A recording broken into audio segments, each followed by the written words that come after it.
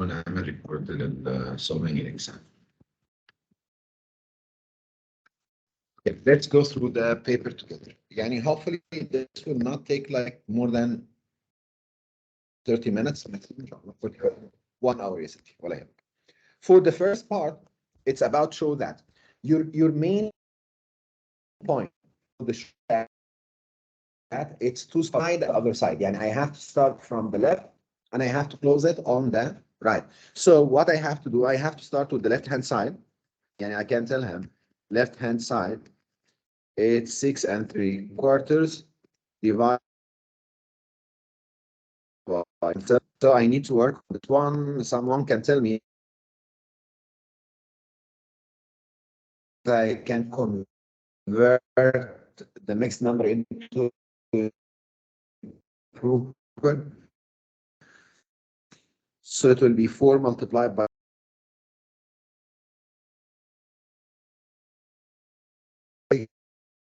24 plus 44. And like any kind of simplifying, you can do it, or even you can find out the product of the denominator together and then simplify. It's up to you.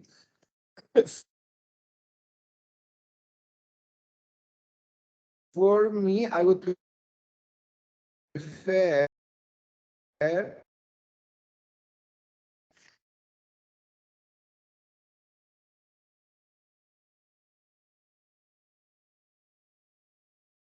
they are 27 times 7 over 4 multiplied by. So I can start from the left and I can end with the right. This is how the people should go through this question. In fact, it's a 3 marks. I'm saying this 3 marks are a gift for anybody. Type the second one. Some people did a mistake here. I think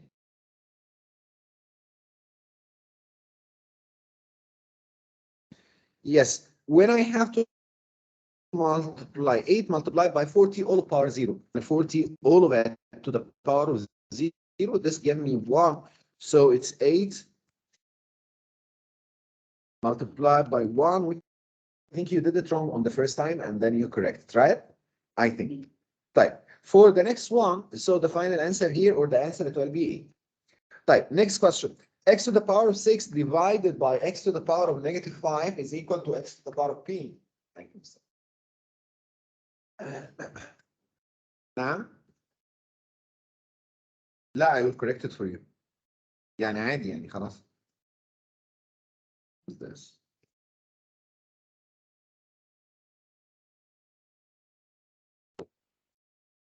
Okay. So again, it's 8 multiplied by 40 to the power of 0. يعني احنا اتفقنا هنا 40 to the power of 0 is equal to 1. خلاص, so it's 8 times equal to.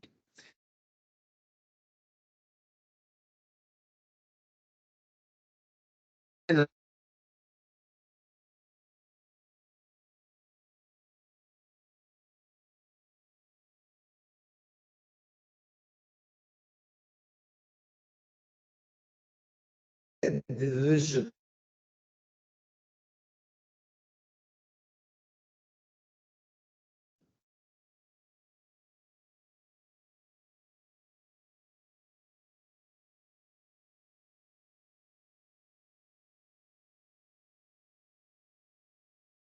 Yeah.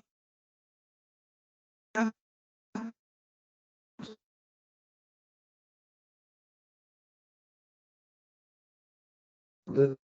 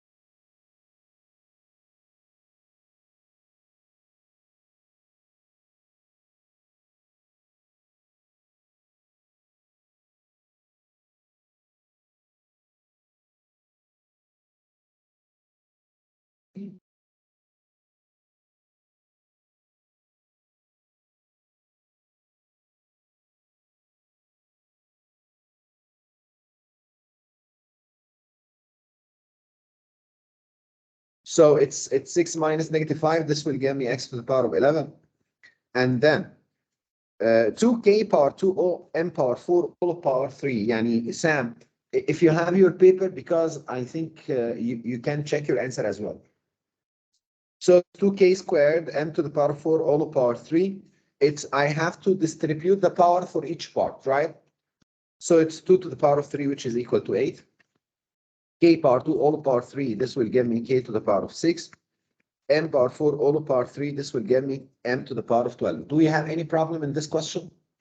حد عنده مشكلة في السؤال ده؟ So the answer is it's 8k to the power of 6 m to the power of 12. Yasmin, I think you have a problem with the powers again.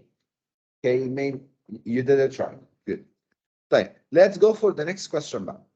Sarah makes and sells mugs. One day she makes 150 mugs. The total cost for her mugs is 1,140. حلو. So this is her cost price. Cost price or the original price, whatever.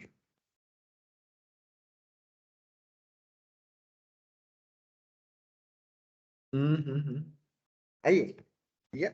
What? Yes, we did. Let's have a look at this. 2/5 are small mugs. 32% of, or 32% of them are medium. The rest are large. Let's go for 2/5 of our small mugs. So how many one was small? I need to find out the number of the small mugs, يا عمر. Number of small mugs. Number of small mugs is equal to 2/5 multiplied by 115, which is equal to 60. Type in number of medium mugs. But the same story, it's 32%, right? Multiplied by, which is 48. طيب الرest are اللي هو يعني number of the large mugs. It's 150, right? Minus 60 or 48 plus 60. اللي هي طلعت كام؟ 42. So I have the number of the small mugs, I have the number of the medium, I have the number of the large. صح كده؟ طيب, let's continue. What she did. She starts selling her stuff. So for the small, she sell it for 8.50. For the medium, she sell it in 11.20. For the large, she sell it on 14.20. Sarah sells all the 150 mugs, work out her percentage profit. Yani she needs to find out the percentage profit. Let's find out what's the price or how much that she get from her selling. Yani خلاص already this lady went to the market and she sell everything. So let's go for the price. What she gets, or the total price, or what we can call it, it's the selling price. What's the selling price يا شباب؟ أولا هنا for the first part it will be 16 multiplied by 8.50 plus second one, which is 48 multiplied by 11.20. Am I right? No, I just need to find out. Ahmed, you did not send me the paper. لا, you sent me the paper, but it was copies. It was images, right? Did I correct it to you? Okay, double check it from here. Type. It's 48 multiplied by 11.20 وبعد كده 42 multiplied by 14.40. Okay, so have a look at that. كم؟ So the total كم بقى؟ يعني هنا total price I think it was $1,644. So again, what happened, or how is the question is? أولا her cost price was 1,140. طيب, her selling price was 1,644. How did we get this selling price? We just divided how many mugs for each type. يعني خلاص we found out the small mugs, the medium mugs, the large mugs. خلاص we found every one or the number for each group. And after we get the numbers, we start getting the price by multiplying 60 times the price of the small, 48 multiplied by the medium, the large one again, it was 42 multiplied by 14.40. Yani, this is what I did. I just went through all of them and calculated. Type. What they are asking us to do at the moment, work out the percentage of the profit. Yeah, Rahaf, percentage profit, percentage loss, all of it, it's percentage change. So when I'm asking you to find out the percentage of profit, you have to find for me the difference divided by the original multiplied by 100%. It's percentage change, that's it. Okay, so it's to go through the percentage profit, you have to say that it's 1644 minus كانت شارية بكام؟ 1140 divided by 1140, which is the original, multiplied by 100%. So who calculate this amount? 1644 minus الامount ده تقريبا طلعت لنا I think it was 44. حد يحسبها بس كده بال 44.210. Okay, percentage he needed, yani to the nearest whole number, it will be 44%. Okay, so the question, I just need you to go through the question, because somehow this type of question, it needs, yani step by step, you need to go through it point by point and to find out what's going on. اتفقنا؟ يعني we need that. خلاص؟ بعد محمود عنده مشكلة في النت. لا اله الا الله، لا اله الا الله. ارفعي التكييف شويه يا ياسمين، معلش. بردانه. طب اقول لك على حاجه، لا مش هينفع. لا ياسمين كلوزت. هاتي ياسمين، هاتي.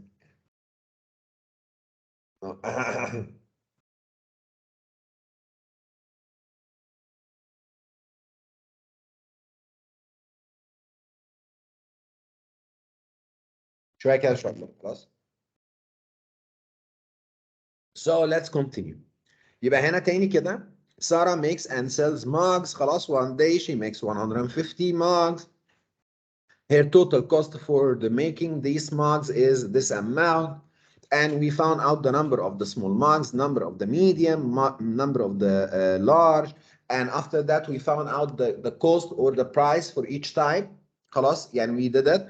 And we found out the selling price. Then we found out the selling or the profit, اللي هو percentage of the profit, our percentage profit. We found out it's the change divided by the original multiplied by 100%. That's it. طيب, let's go to the next question. Question 4. This guy makes 300 cards, celebration cards, so that number of the birthday to the number of the anniversary to the number of the congratulation, it was the ratio of 7 to 5 to 3. 2/5 of the birthday cards have a number of them. طيب, the question at the moment before going into the next part of the question, يعني there are like two parts of the question. The first one, that you have or he make 300 celebration cards. Type, my challenge يا عمر, it's to find each number for each type, right? يعني شوفي كده معايا, a number of the birthday cards, number of the anniversary cards, number of the congratulation cards. So what I have to do, I can write number of birthday card to a number of anniversary cards to a number of the congratulation cards. Okay, this is the ratio was 7 to 5 to 3, and he told me that he has 300 cards. So I can find out the value of one part easily, that I can divide the 300 divided by 7 plus 5 plus 3, because you know it's the 300, it's divided by the 3 cards, the 3 types of the card. Am I right? So it's a 300 divided by 15, which gives me 20. خلاص, I found out the value of the one part is equal to 20. Based on that, I can say that the birthday cards, it can be 7 times 20, which is 140. Anniversary cards, it was 5 times 20, which is 100. And the congratulation cards, it was 3 times 20, which is 60. These are my main cards, right? يعني this is my translation for the first statement. Do we have any problem for the first part يا شباب؟ انتوا معايا كده ولا اخباركم ايه؟ يعني did you get this part? Yasmin, is it okay, Yasmin, for the first part? Good. So again, what can we say? It's just I found out that the 300 we divided by the 3 types of the cards. يعني the first type, second type, third type. Type. What happened after that? They said 2/5 of the birthday cards have a number of them. يبقى هنا birthday cards with numbers عبارة عن with the numbers. It's 2/5 of the birthday cards. Are you with me? يعني هنا it's 2/5 of the birthday cards have a number of them. So it's 2/5 of the birthday cards. The birthday cards, they are 140. Am I right? So it's 2/5 of the 140, this with the numbers, which comes to me as كام? 56. جميل. طيب, what else? This is the first statement. I just translate the first part. Second part, 36% of the anniversary card have a number of them. So it's anniversary cards with numbers. They are 36%. Am I right? They are 36% of the cards of the anniversary, يعني which is multiplied by 100. This will give me 36. طيب, جميل خالص. What else? This is the second statement. None of the congratulation card have number of them. خلاص, it's good. I don't have any card with the congratulation at the same time with number of them. خلاص, so the 3 are missing. The third is missing يعني. Work out fraction of the 300 cards have a number of them. So they are asking us to write it as a fraction for the what is written with the number of them. So if I have to, with the number of them, so the fraction, okay, that he need, yani it will be, I have to add 56 plus 36 divided by the 300. Am I right? Which me, I think it was 92 over 300, which you can write it, you have to keep it as a fraction. 92 over 300, I think it was 23 over 75. This is in the sentence. So the question, it's easy question. Most of the numbers question, Shab, listen, this is very important. Most of the numbers question, yani the question which is related to the number, it's so easy, but it just needs from your side to read the question. You need to read it. You need to go through step by step. First statement, second statement, third one. What do I have to understand from the first part, from the second part, from the third part, and so on? Yani it is not that difficult question. It just needs some steps that you have to follow. I need to translate each given in the question. You have to take away, or you have to take out of it one proper statement. يعني it's given, so I have to get out a reason from this given or a conclusion. يعني لازم كل جملة بيديها لك في السؤال انت لازم تترجمها، لازم تطلع منها بحاجة. يعني هو مش هيدي لك حاجة كده for free يعني. اتفقنا؟ طيب, let's go to the question number 5.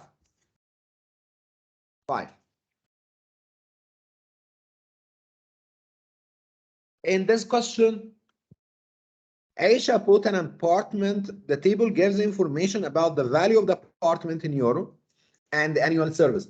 أنا مش عارف إيه مشكلة السؤال ده مع الناس. يعني it was Hassan. How did you see this question يا حسن?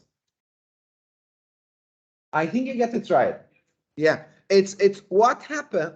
The value of the house, if it's greater than 700,000, they will charge them with this amount of money, which I don't care about it. يعني they put the amount of money or the charge amount of money as A and B and C and D because it's not asking me regarding to this charge. صح? He did not ask me regarding the charging amount, how much it will be. يعني we are living in a compound. Okay? This compound they are taking. انتوا عارفين مدينتي في مصر؟ مدينتي في مصر بيدفعوا 10% او بيدفعوا مبلغ كده على كل سنه عندهم اللي هي المينتيننس والسيرفيس. بيدفعوا لها زي مبلغ كده كل سنه. الشقه ام مليون مثلا، او الشقه اللي هي سعرها مليون تدفع 30,000 جنيه في السنه. الشقه اللي ثمنها 2 مليون مثلا تدفع 50,000 وهكذا، يعني عاملينها زي كاتيجوري كده. اتفقنا؟ فهو اتس ذا سيم ستوري. يعني هنا if the house is greater than 700,000 they are charging them a amount. If it's between 600 to 700 it's charging of B amount.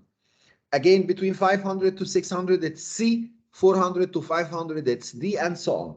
طيب I don't care in fact about the charging amount at all. يعني it's a kind of information that I have to look at it and find out, yes والله if they are paying, يعني if the house is costing more than 700,000 it will charge me A and B and C and D. Okay, good. In 2021 the value of Aisha's apartment was this amount. This is 2021 and this is the amount of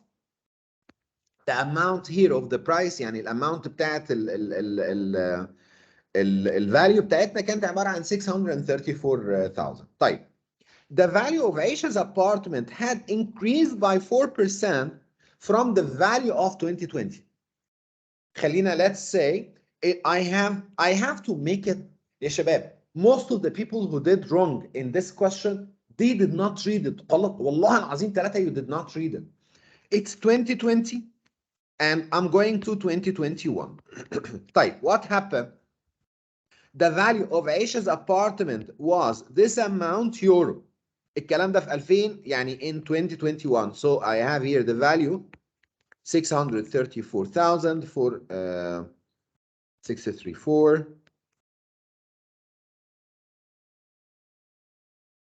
634 كام تاني كده 400. طيب what happened بقى؟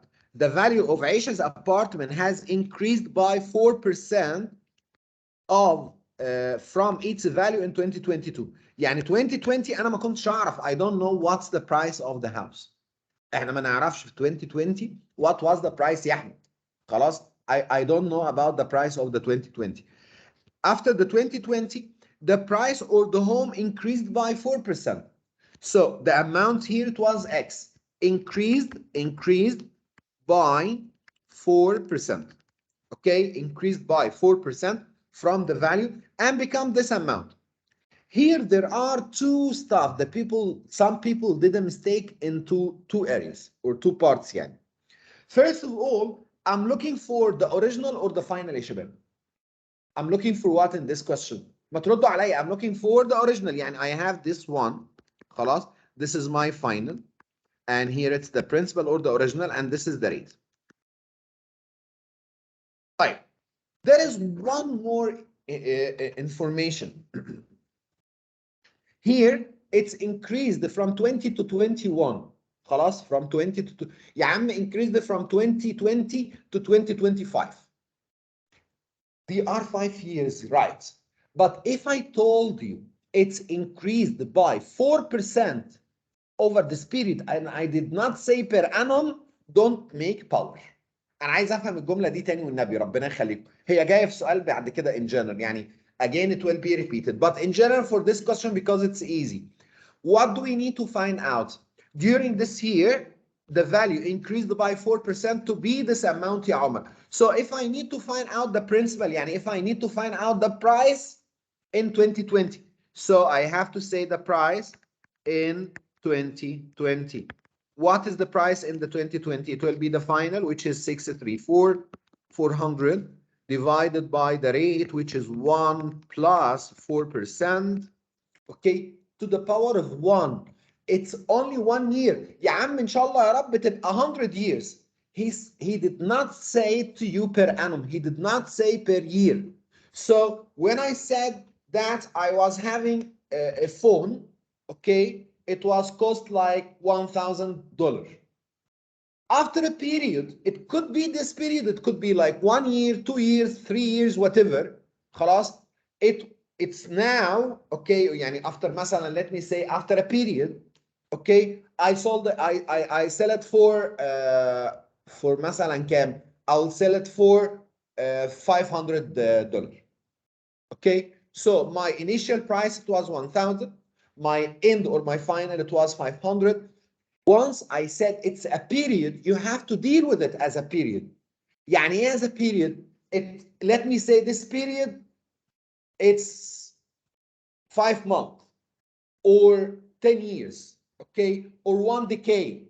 I don't care. It's one period. خلاص يعني the power will be 1. طيب, in case if I'm telling you that it's decreased by 10% yearly for 5 years, in this case you have to put the power as 5. But in this question I don't have to put a power. مش عارف مين فيكم اللي حطت الباور هنا, يعني somebody or someone he put a power for this question. So in general, it's this amount, which is the final. This is one period, because he gives me the 4% from 2020 to 20, or from 2021 to 2020, or from 2020 to 2025. I don't care. Because it's one period, I will deal with that as a power of 1. عارفة يا حلا لو هو قال لي if it's like increased by 10% per annum أو yearly مثلا, وهو اداني الفتره عباره عن 5 years, كنت انا عملت براكت وحطيت عليها الباور 5. انما once he did not say per annum, he did not say annually, I'm dealing with that as one period. حتى في بعض الاحيان يا حلا هتلاقيه جايب لك في مساله من المسائل يقول لك for 6 months. If it's 6 months, think with me, okay? If it's 6 months, يعني let me say I saw this question recently, wallahi. In one of the books, they are saying that the bank is giving, it's not a bank, it's a kind of investment, or it's a company, yani, which is giving a profit 10% for the customer each 6 months. Each 6 months, okay? So they are saying for us, yani they gave the question like that. I'll give you the question later, yani I will give it to you maybe in exam or something. It's kind of, it's in each 6 months, they are giving them a percentage or increasing or increment of 10% for each 6 months. Okay, يعني let me say I will put, يعني let me put the question in this case, $5,000 or 5,000 Qatari riyal. I will invest this one for 10% for each 6 months. Find the final amount, find the final amount, let me say after 5 years. Who can tell me what will be the final amount? يلا شباب, who can tell me what will be the final amount? كادي ومحمود اللي online, please wake up with me. Who can tell me? It's what I have to do to find out the final. قول 5,000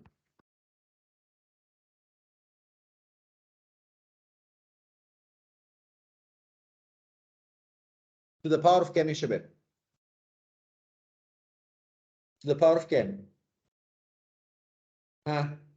محمد خالد قال to the power of 10 وحسن قال to the power of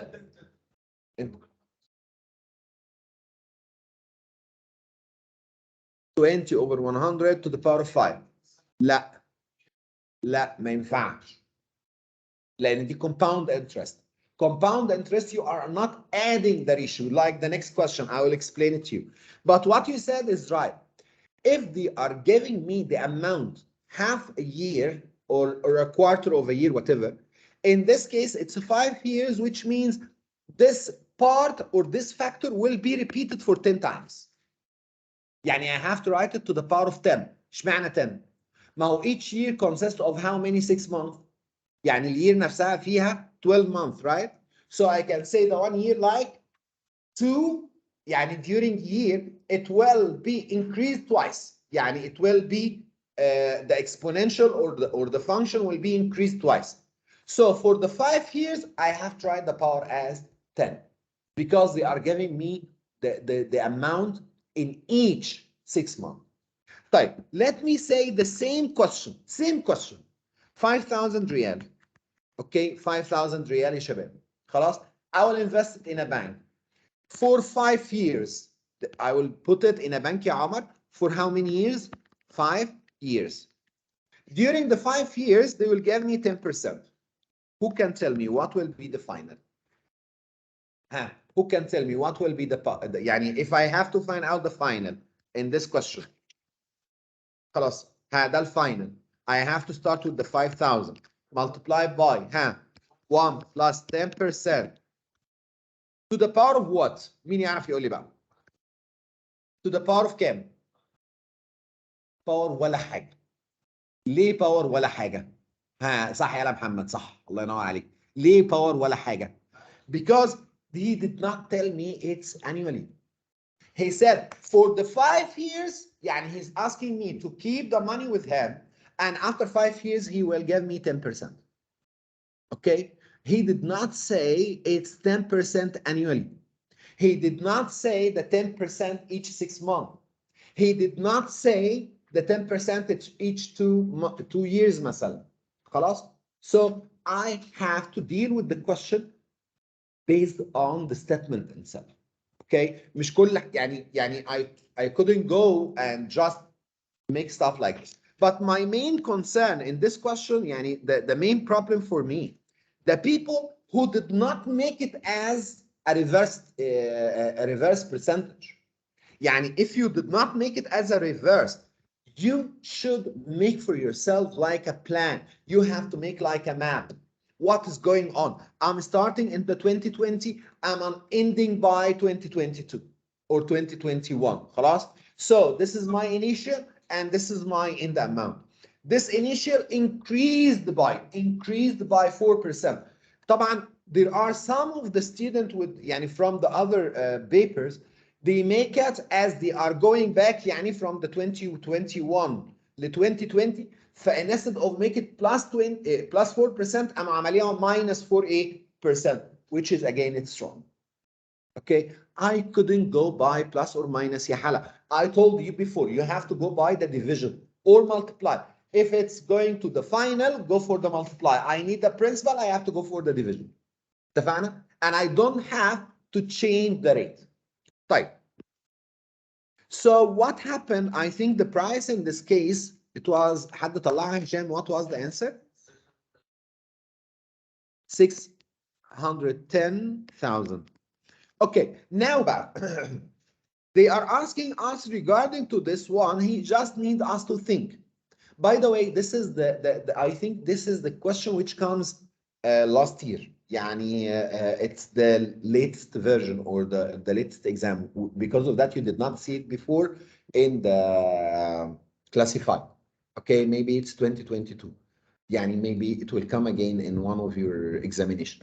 But what you need to know about this type of question, this is how the people are creating question يا احمد يا حمدي ان هم ازاي بيحطوا اسئله في ال end of year exam. Okay, so they are every time they are يعني finding new idea. يعني you have to think خلاص to be able to answer the question. So what happened? In fact, they are asking me, has the annual service charge band change for Aisha's apartment?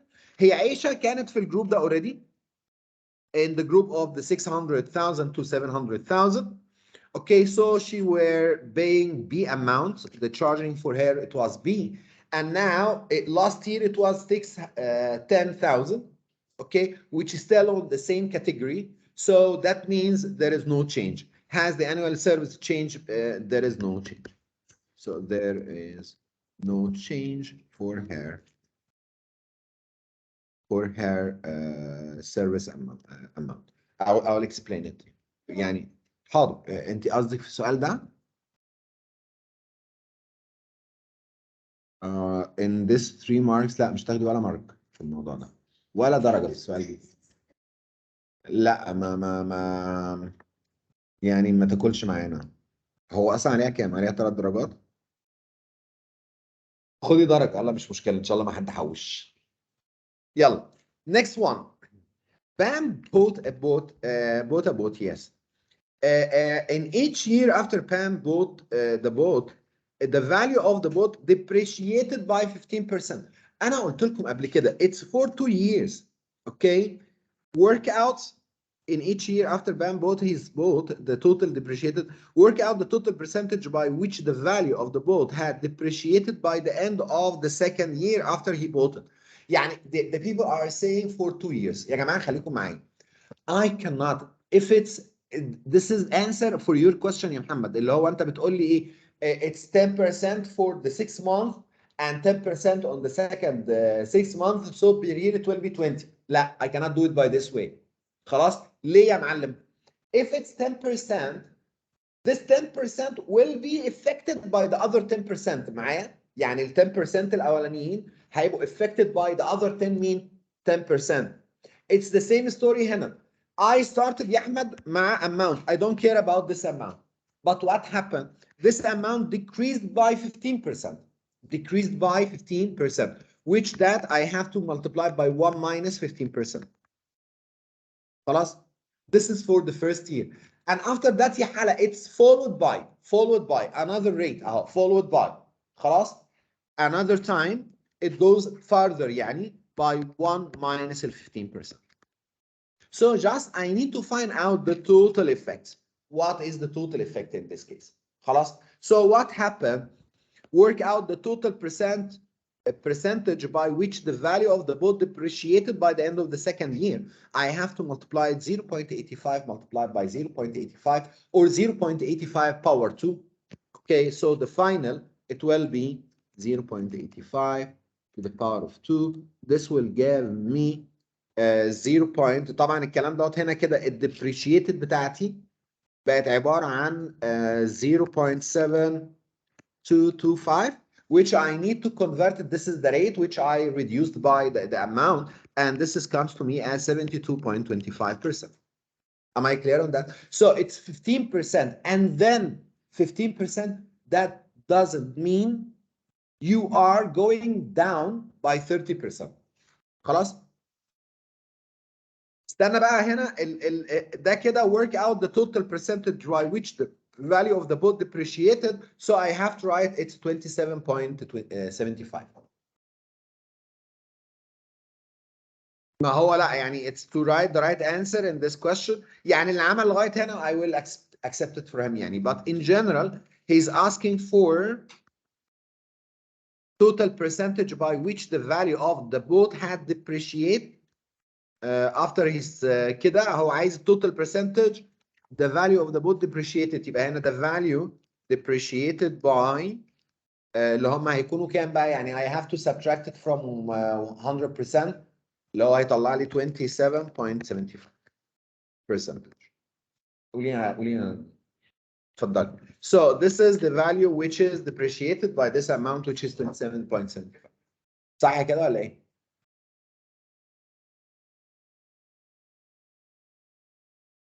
انت مش لابسه جاكيت تستحملي شويه بقى.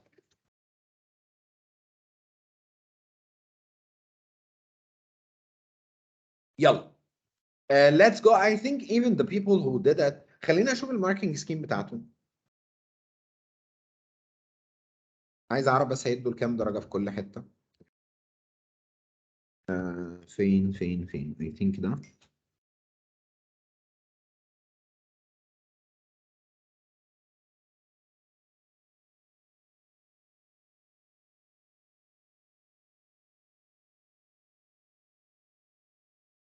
هو ده كان سؤال كام يا شباب؟ اعتقد ان هو هيكتب لك الانسر 27.25 على طول. خليني بس اشوف الانسر بتاعتها تبقى ايه. Question 5. Question 5. Yes. سؤال كام يا ابني؟ كام؟ 5B. 5B the right answer it's 27.75.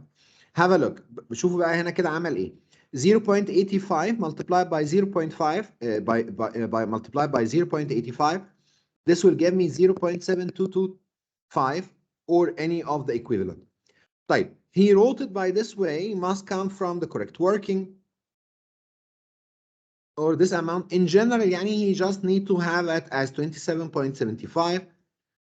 برضو الفول mark is allowed for the 27.8 or 28%. Okay. يعني هنا برضو هو الفكرة كلها is asking you about the percentage of the depreciated you have that you did that so you have to go through both of them. لا مش هيحسبها لك صح هيدي لك هينقصك درجة. هينقصك هنا درجة يعني هو he's stating that for this one, it's a 3 marks.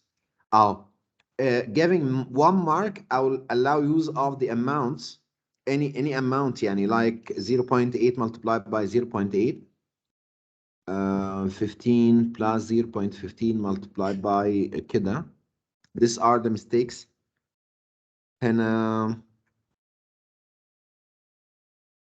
يعني في الغالب if you did not get the right answer, يعني I think if you reach to this level which is the 0.2275 1 minus، هو هنا بيقول لك انه انت ما عملتش multiply by 100، يعني في الغالب هتبقى ما بين درجه لدرجتين يا محمد، اللي هو يعني ما طلعش الفاينل انسر as 0.75. اوكي نعم. multiply by 100% بس خلاص. يعني whatever the amount that you have، يعني you can say it's the depreciated that will be 1 minus 0.7225 which is 0.2775 خلاص، which I have to convert this amount into percentage by multiply by 100%. اتفقنا؟ طيب خليكم معايا هنا. This question again. هشام you can do open your classified if you have the classified. You have the classified with you. Okay, go for the percentage up to page 100. Okay, you can start work on it. طيب, let's see this part. Table gives information about the average house price in England 2018 لغاية 2019. Okay, so the average house price was this amount. Work out the percentage increase in the average house price from 2018 to 2019. يا عيال انا هتجنن من الموضوع ده والله. It was يا Sam so easy question. Okay, يعني I get shocked from your answer. From you especially, I don't know, it was something which makes me crazy at that day. It's what's going on. I just need to find out the percentage increase. Okay, yes, a change over original multiplied by 100, that's it. يعني I need to find out between 2018 لغاية 2019, I need يا عمر to find out the percentage change. So the percentage change, I have to go for the change, which is 231,776 minus 228,314 divided by the original, because I'm starting from 2018 to 2019. So it's 228,314. Let's go for, okay, give me the other one paper as well, here on Tuesday, Wednesday. خلاص مش مشكلة, later. Because I need to put the marks. Okay, so for this amount, just I will multiply by 100%. Who calculated this one, Ishabab? Please calculate it and tell me. 1.5, that's it, صح? Okay. كادي انت سامعني يا كادي؟ محمود سامعني؟ شباب سامعك. كادي how are you؟ كادي يا بنت are you sleepy؟ نعم. صحية ولا نايمة؟ معاك. طيب اوكي يلا. So I get this amount as 1.5%. مش عارف بقى, انا مش قادر افهم, انا شفت كلام هندي كتير هنا قوي في المسألة دي. ها؟ يعني انا بجد والله العظيم انا شفت هنا كلام هندي كتير قوي. بنت انت ما تخونيش يا بنت. الله. خلاص لا مستني.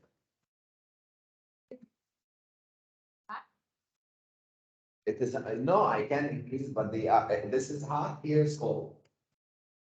معلش بقى عشان نرفع عليك بتاعنا شويه. يعني just يعني تتفضل. والله ازاي؟ يطلع فوق الكرسي.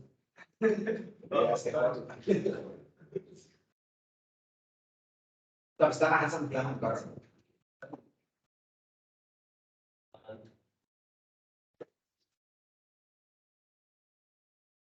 الهواء يجي مركز على حلقة.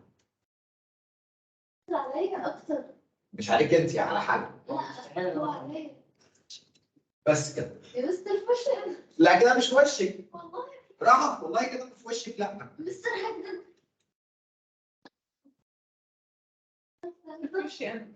ايوه ما هي في وش حلقة. كده. So the voice of 97. Katie and كان محمود.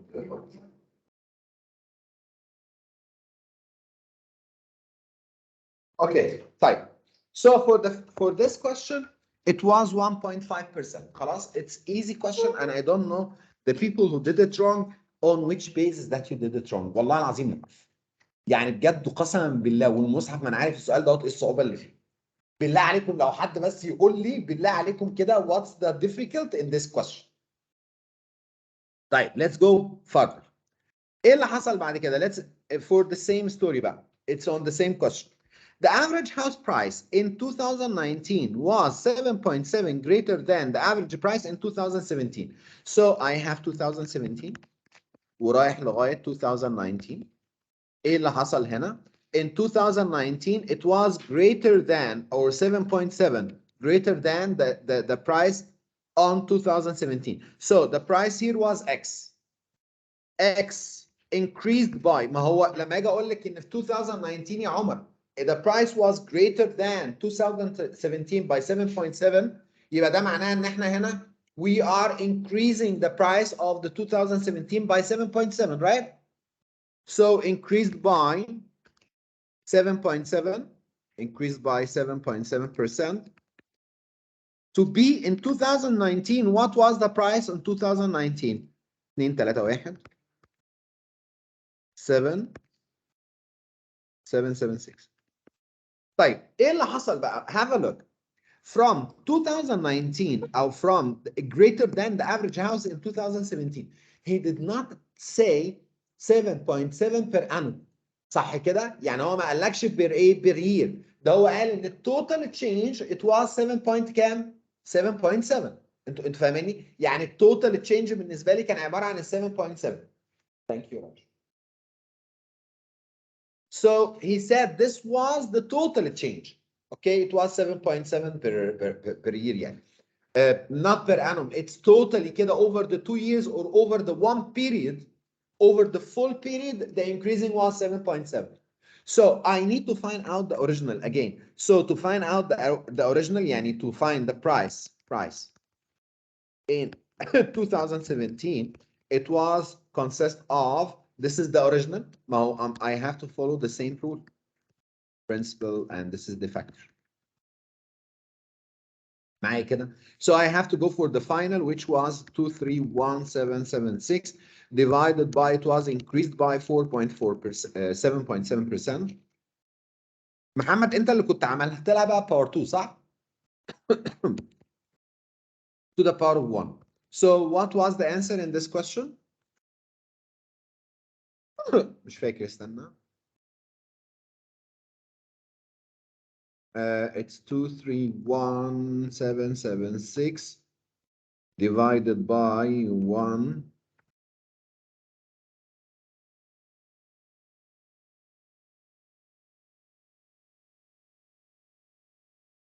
Okay, the answer was 205.2 تقريبا. But he said give your answer corrected to 3 significant figure. يبقى انا كتبتها 215,000. Okay. برضه انا عايز حد يقول لي يعني the one who did it wrong, just tell me from your point of view why it was wrong. نعم.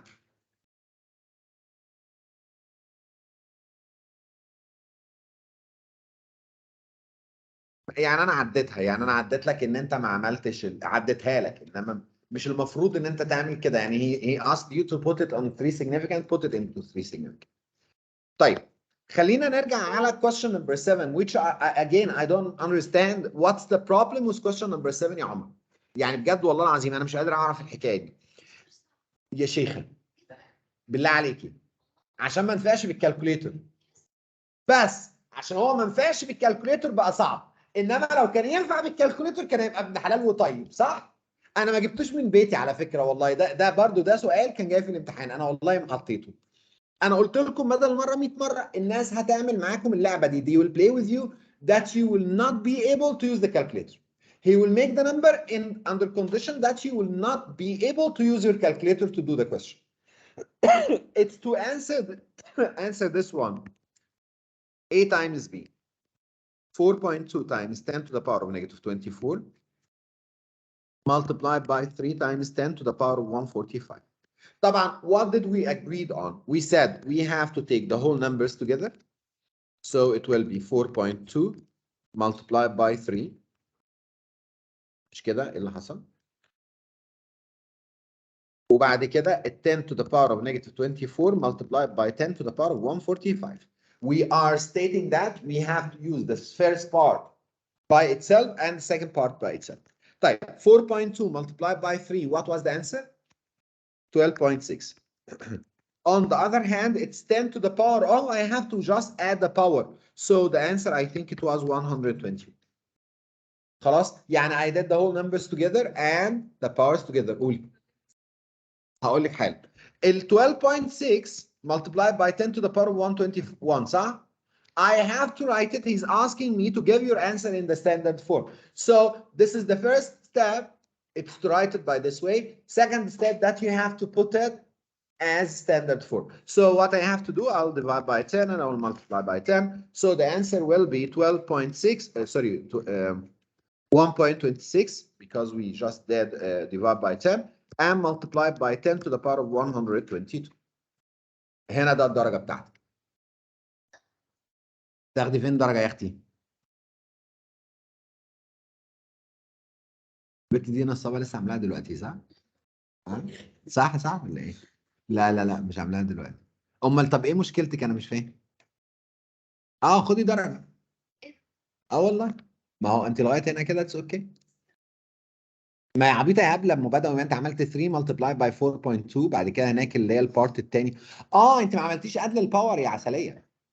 اهي بصي يا حلا. She did not add the powers. She just said this one is not exist. She ignored the 10 to the power of negative 24. يعني دي لما نيجي نوديها ناسا عشان خاطر تشتغل معاهم هتودي الكون كله في داهيه، تخيلي.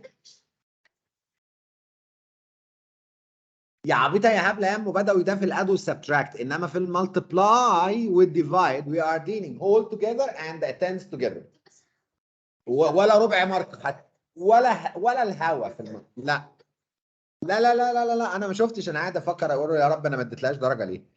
طيب يبقى هنا 1.26 multiplied by 10 to the power of 22.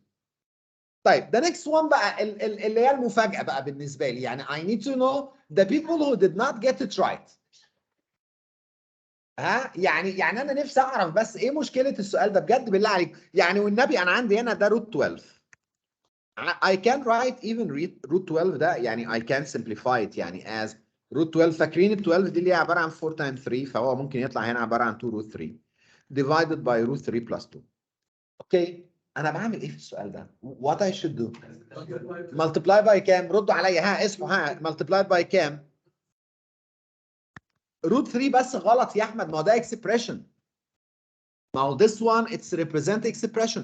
When it's expression I have to multiply the expression by another expression which is the conjugate of it, which is root 3 minus 2 root 3 minus 2. Am I right? Which the first like the first, second like the second. بحيث ان انا عايز اعمل هنا perfect square. بتضحك على ايه البت دي؟ قولي بس بتضحك على ايه؟ اوكي. يا لهوي يما انا مدلك. نقصي حالك درجه. انت عملتي ملتبلاي مع روت 3 ماينس 2 صح؟ ماشي انا اديت لك الدرجتين على اساس ان انت عملتي هنا ملتبلاي باي روت 3 ماينس 2 روت 3 ماينس 2 صح.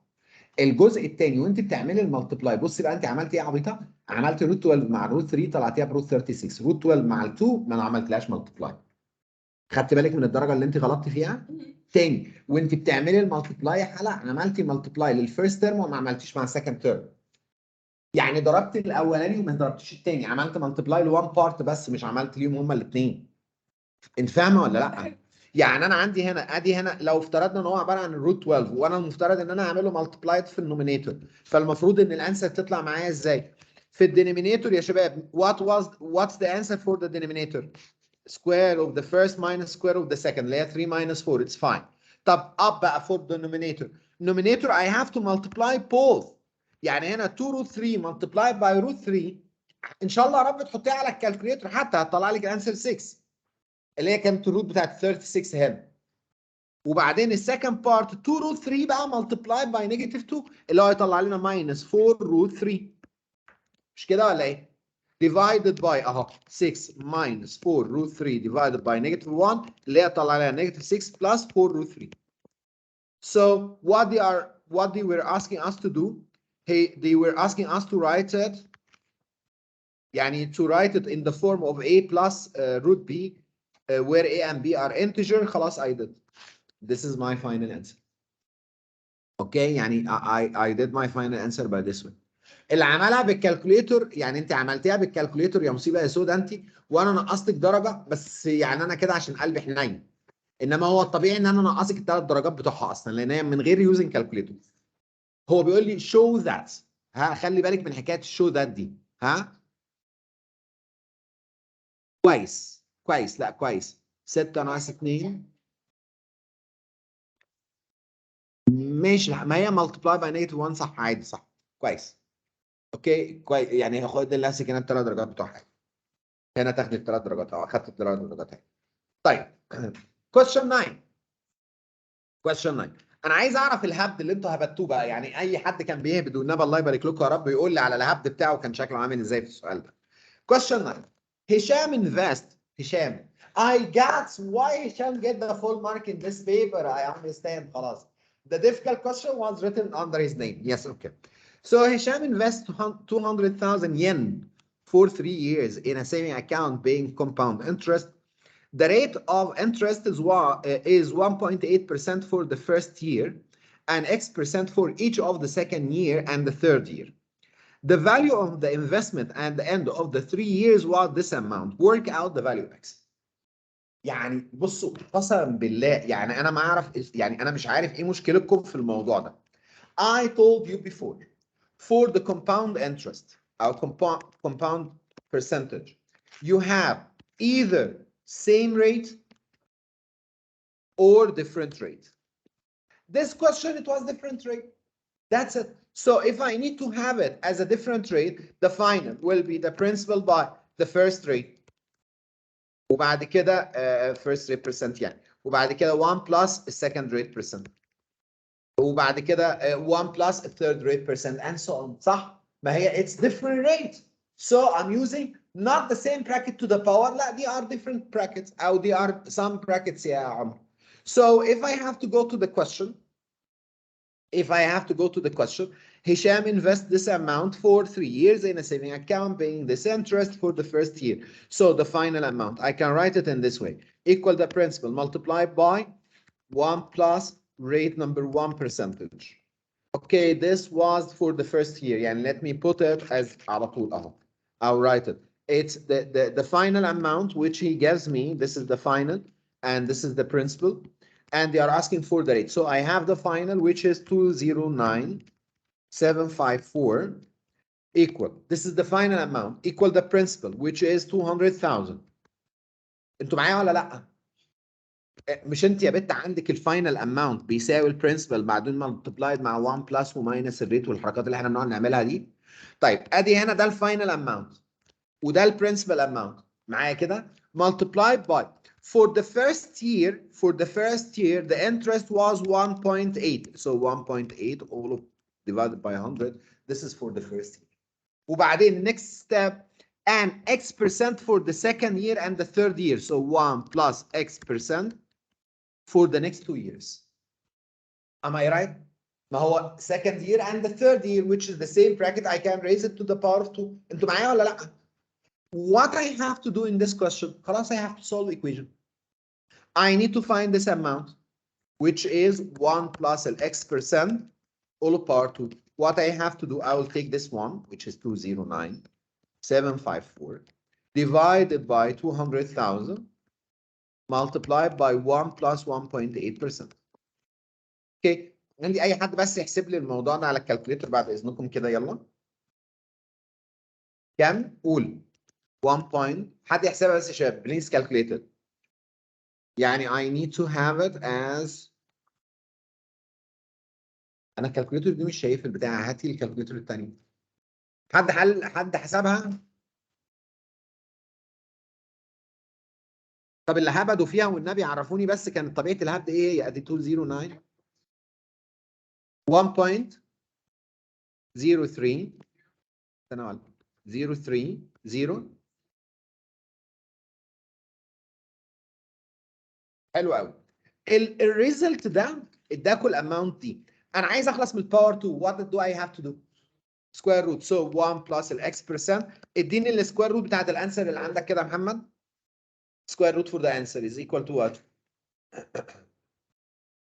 الانسر اللي انت طلعته اعمل له السكوير روت بس. 1.01.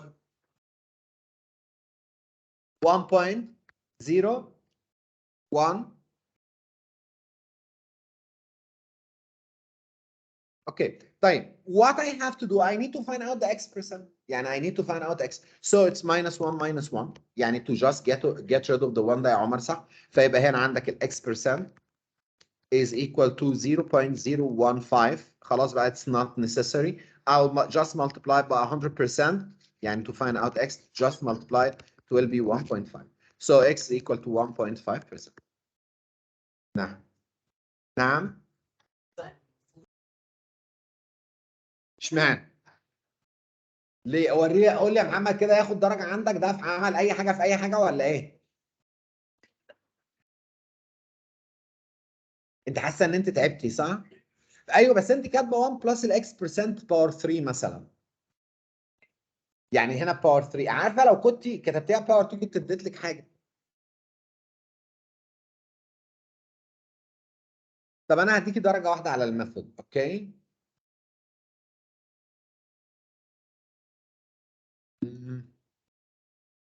ما هو مش مقتنع. انا مش مقتنع يعني انا هزود لك درجه بس. اوكي انا خليني جدع وازود لك الدرجه دي. ها؟ انما انا مش مقتنع الحقيقه. يعني انت انا مش عايز بقى اللي هي هو انت عملت الستيب واي صح. يعني انت حطيتي السنه الاولانيه صح وعملت الريت الثاني صح كمان. الغلطه اللي كانت عندك هنا بس انت لو كنت عملت دي 2 اعتقد ان كانت المساله بتاعتك هتمشي كلها صح. مكان ال 3 يعني لو عملتيها 2 كانت المساله كلها مشيت صح. لان انت حتى عملت وقمت انت عامله هنا ده كان كيوبيك روت ولا سكوير روت؟ كيوبيك صح؟ لا حقك. حقك. ماشي. نعم. انت تعبتي بس تعبك.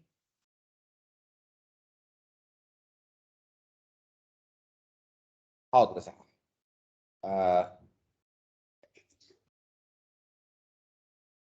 بصي انت جيتي يعني انت عامله اول خطوه صح. اول خطوه انت عملتيها صح. مش صح قوي يعني عشان انت ناقص لك الباور وناقص لك ان انت تحطي هنا الفاينل. بس عكيتي بقى عك سنين بعد كده. هي درجه واحده ما فيش غيرها على يعني على الميثود بس. لا لا هي درجه وكده زياده كمان. طيب let's go for the next question. For the next question.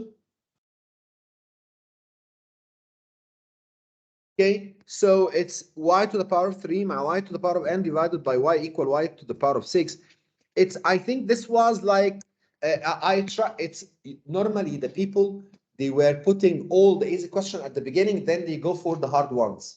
بس انا عملت ايه؟ حطيت سؤال كده وسؤال كده سؤال كده عشان يعني واحد كده وواحد يريح نفسيكم كده يعني عشان ما يبقاش كله ضرب ضرب يبقى في دلع كده في النص. So for this question it's y. I have to add the power so it's a 3 plus n minus 1. Am I right? I think most of you get this one right. Is equal y to the power of 6 which means يعني 3 plus n minus 1 يعني I can write it as 2 plus n is equal to 6 so minus 2 minus 2 so the n is equal to 4. I think this question was easy for everybody. طيب السؤال ده برضو اللي هو يعني سؤال to ايه يعني to improve or to increase your grades a little bit. It was easy question hopefully عشان تعرفوا ان الالجبرا دي كانت نعمة من عند ربنا بس انتوا اللي ما كنتوش قادرين تقدروها يعني. ها الجبرا وحلاوة الالجبرا وبساطة الالجبرا. اللي يمكن الحصة اللي بعد الجاية الاسبوع اللي جاي هتبدأ الجيومتري. It's هنا اهو 5 and 3 I need to make common denominator. خلاص يعني we need to make common denominator. So it's 5 multiplied by 3. This will give me 15. I'll take the 3 up. I'll take the 5 there. So it's a 3 into x plus 3. Like a 5 into x minus 2. So I just need to go through it. So 3x plus 9 plus 5x minus 10 divided by 15. The final will be 8x minus 1 over 15. This is my final answer. في أي حد هبت في السؤال ده؟ سهلة ها؟ طيب. الهبد اللي بيجي هنا بقى اللي هو حد بيجي يشتغل 8 to the power of third يعني الكيوبيك روت بتاعت ال 8 اللي هي 2 وبعد كده ال 8 to the power كام دي؟ 3 وال e تبقى باور 2. مش احنا بنعمل لما بيكون عندنا باور بنعمل لها مالتبلاي ماشي ونقوم مطلعين هنا القصه بتاعتنا. طيب السؤال ده برضو السؤال دوت فيه كميه هبد غير عاديه. يعني انا مش قادر افهم ايه السبب في دوت يا ياسمين الحقيقه. يعني ايه السبب ان السؤال دوت كان معكوك كده؟ انا مش عارف. 2/3 y plus 3xy is equal to 5. I have to add both of them. خلاص؟ انت عملتيها صح وهي عملتها غلط؟ وهي عملتها غلط؟ اوكي طيب it's 2/3 y plus 3xy. I need just to add both of them. يا اخي ده في واحد عمل الاثنين عمل كونفرت ليهم هما الاثنين حولهم الاثنين لديسيمال واشتغل. والمصحف صح والله مش غلط. يعني بس هو المشكله ان ال 2/3 مش هتظبط معاه. فهيطلع مش ما هيطلع يعني هيطلع الرقم بتاعه مش مظبوط قوي. طيب انت الفكره ان انت عايز تعمل هنا adding للتو fractions دول. طيب how to add them؟ It's 2/3 plus 3/8 of y. ما هو I can يعني you know when I have like 2x plus 3x what will be the answer ياسمين؟ 2x plus 3x what's the answer؟ 5x. ما هو we are adding يعني we are taking the x بره اهو كده and we have to put 2 plus 3. I did the same. It's 2/3 y plus 3xy. Just I took the y outside and I have to add these two together. This is equal to 5. Let's calculate or evaluate this one. Even if you will do it by using calculator, no one will ask you. Here it's 16 plus 9. This 16 plus 9, it's 25 over 24. Y is equal to 5. I need to get the value of the y, so I have to divide by 25 over 24. Or just multiply by 24 divided يعني هنا 25y equal 5 times 24 اللي هي 120 وبعد كده تقوم انت مطلع to find the value of y.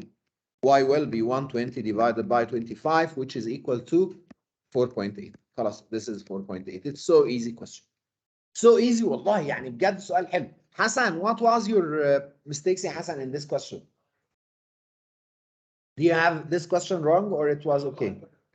طيب let's go back for question number 12 which was again easy question and direct question. We are talking about okay يعني in this question we are talking about different rate.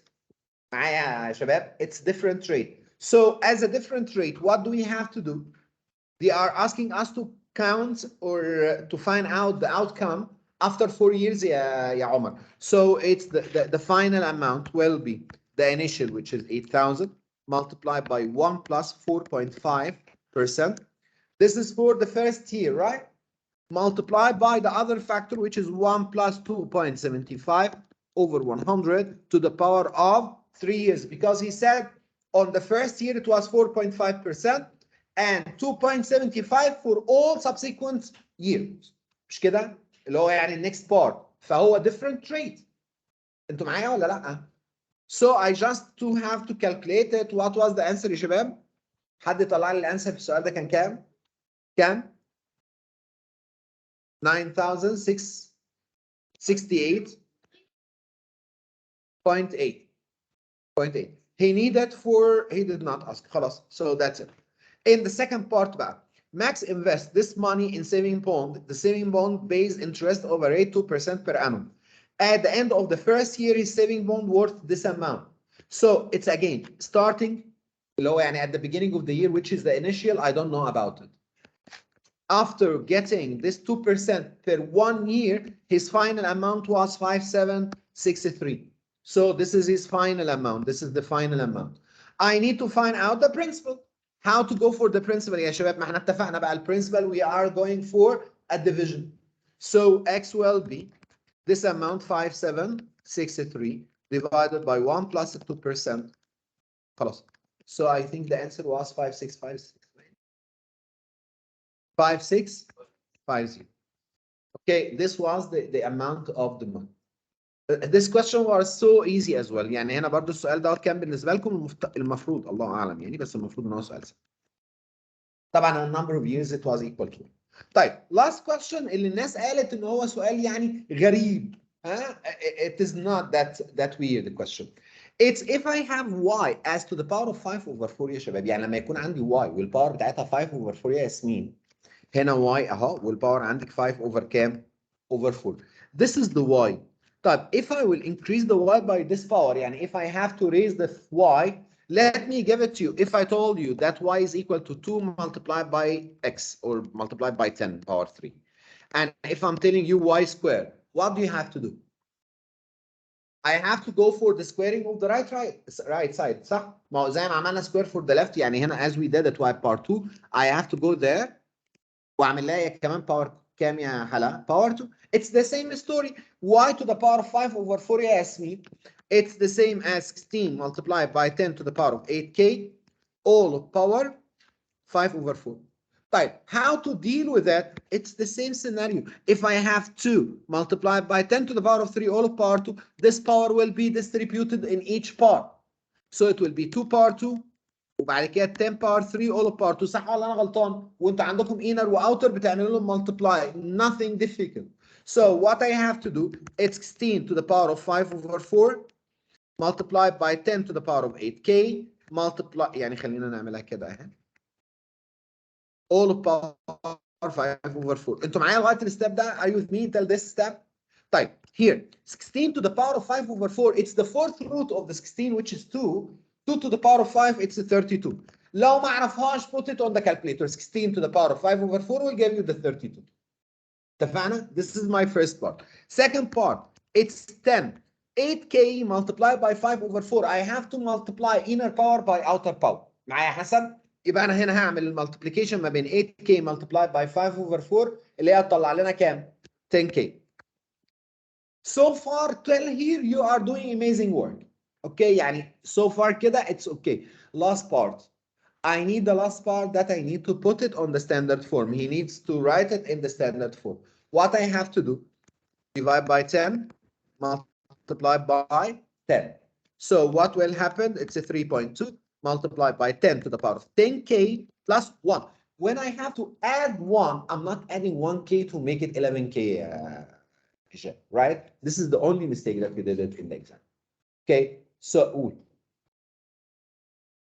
لا هي عايزة تنقص درجة. هتاخد 2 ماركس وهتنقص درجة.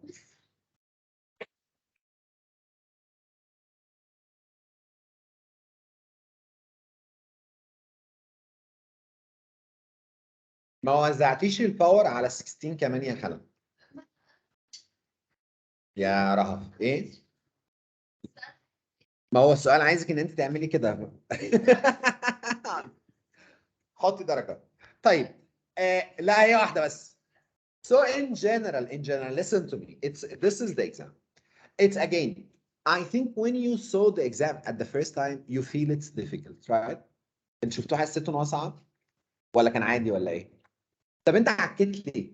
يعني you are the only one يعني I was disappointed from his part. I was tired. You was not waking يعني. طب I gave you already another chance to do it. Why you did not? Like محمد، ما هو محمد كمان عك الدنيا في المرة الأولانية صح؟ انت عكيتها بخراب يعني. كويس في الفيرست ترايل مش كده؟ طيب in general what I need you to know one second بس اللي انا عايزكم بس تعرفوه في الموضوع ده ايه ده كده بس كان الاكزام. خلينا اوقف الريكورد بتاعه عشان ما ندخلش السكك في بعضها. stop recording.